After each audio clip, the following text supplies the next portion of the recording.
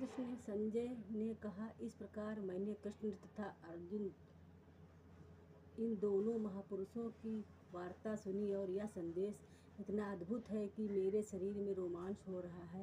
तात्पर्य भगवद गीता के प्रारंभ में धृतराष्ट्र ने अपने मंत्री संजय से पूछा था, कुरुक्षेत्र में युद्धस्थल में क्या हुआ? गुरु व्यासदेव की कृपा से संजय के हृदय में भारी घटना स्फूर्ति हुई। इस प्रकार उसने युद्धस्थल को विशेष वस्तु कह सुनाई थी। यह वार्ता आर्दप्रद थी क्योंकि इसके पूर्व महापुरुषों के बीच ऐसी महत्वपूर्ण वार्ता कभी नहीं हुई थी और न ही भविष्य में पुनः होगी। यह वार्ता इसीलिए आनंदप्रद भी थी क्योंकि भगवान भी अपने तथा अपनी शक्तियों के विषय में जीवात्मा अर्जुन के वर्णन कर रहे थे, जो परम भगवत भक्त था। यदि हम भक्त को समझने के लिए अर्जुन का अनुकरण करें तो हमारा जीवन सुखी तथा सफल हो जाए। संजय ने इसका अनुभव किया और जैसे जैसे उसकी समझ में आता गया उसने यह वार्ता धृतराष्ट्र से कह सुनाई। अब वह निष्कर्ष निकला कि जहाँ जहाँ कृष्ण तथा अर्जुन हैं वहाँ वहीं विजय होती है।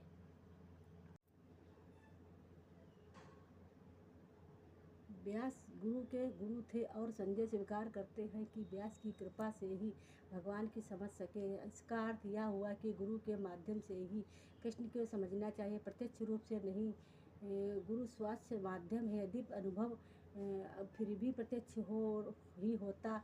गुरु परंपरा की यही रहस्य है। जब गुरु प्रारंभिक तो भगवत गीता प्रत्यक्ष श्रवण किया जा सकता है, जैसा अर्जुन ने किया। संसार भर में अनेकों योगी लेकिन कृष्ण योगेश्वर हैं। उन्होंने भगवत गीता को स्पष्ट उपदेश दिया है, मेरी शरण में आओ। जो ऐसा करता है वह सर्वोत्तम योगी है। 6ठे अध्याय के अंतिम श्लोक में इसकी पुष्टि हुई है। योगी नाम आप सर्वोत्तम नारद कृष्ण के शिष्य हैं और व्यास के गुरु।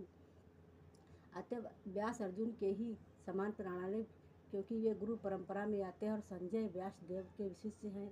अतः व्यास की कृपा से संजय की इंद्रियां विमल हो सकी और वे कृष्ण का साक्षात दर्शन कर सके तथा उनके वार्ता सुन सके। जो व्यक्ति कृष्ण का प्रत्यक्ष श्रवण करता है वह इस गुज्जाजन को समझ सकता है। यदि वह गुरु परंपरा में नहीं होता तो वह कृष्ण की वार्ता को नहीं सुन सकता है, तब उसका ज्ञान सदैव अधूरा रह।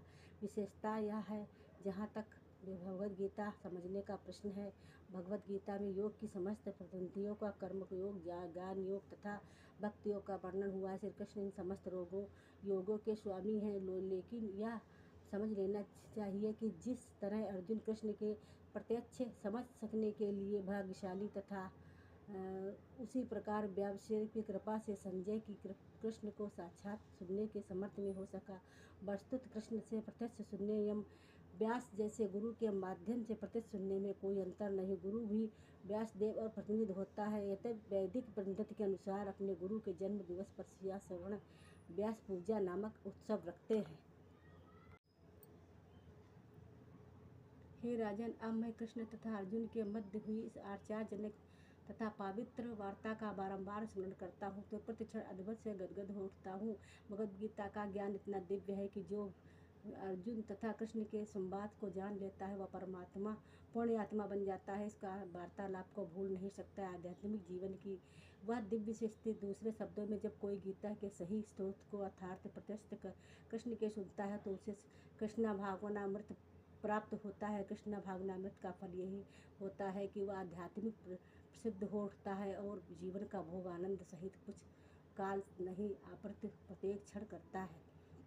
हे राजन, भगवान कृष्ण के अद्भुत रूप का स्मरण करते ही मैं आध्यात्मिक आश्चर्यचकित होता हूँ और पुनः पुनः हर्षित होता हूँ।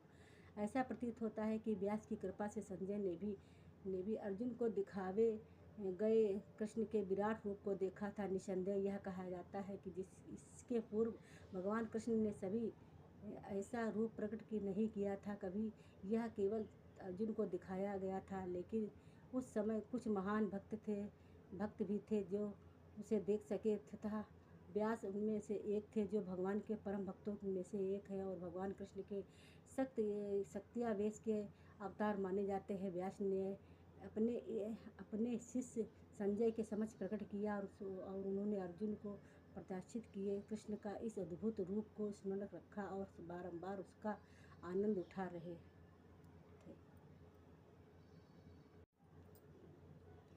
जहाँ योगेश्वर कृष्ण है और वहाँ जहाँ परम धनुधर अर्जुन है, वहीं ऐश्वर्य विजय अलौकिक सत्य तथा नीति भी निश्चित रूप में रहते। ऐसा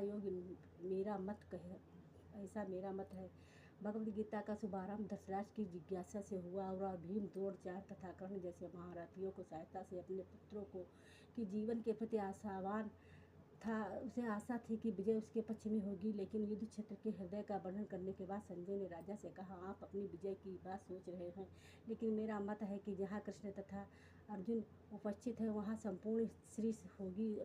उसने प्रत्यक्ष पुष्टि की कि धृतराष्ट्र को अपने पक्ष को विजय की आशा तो नहीं रखनी चाहिए। विजय तो अर्जुन के पक्ष ही की निश्चित है, क्योंकि उसमें कृष्ण है। श्री कृष्ण द्वारा अर्जुन के सारथी का पद स्वीकार करना ये मेश्वर्म का प्रदान था। कृष्ण समस्त ऐश्वर्यों से पूर्ण है और उनमें से वैराग्य एक है। ऐसे वैराग्य से के भी अनेक उदाहरण प्राप्त हैं, क्योंकि कृष्ण वैराग्य के भी ईश्वर हैं। युद्ध तो वास्तव में दुर्योधन तथा युधिष्ठिर के बीच था। अर्जुन अपने श्रेष्ठ भ्राता युधिष्ठिर की ओर से लड़ रहा था, क्योंकि कृष्ण तथा अर्जुन युधिष्ठिर को ओर से तब युधिष्ठिर का विजय ध्रुव थी। युद्ध को यह निवारण करना कि संसार पर शासन कौन करेगा। संजय ने भविष्यवाणी की सत्ता युधिष्ठिर के हाथ में चली जाएगी।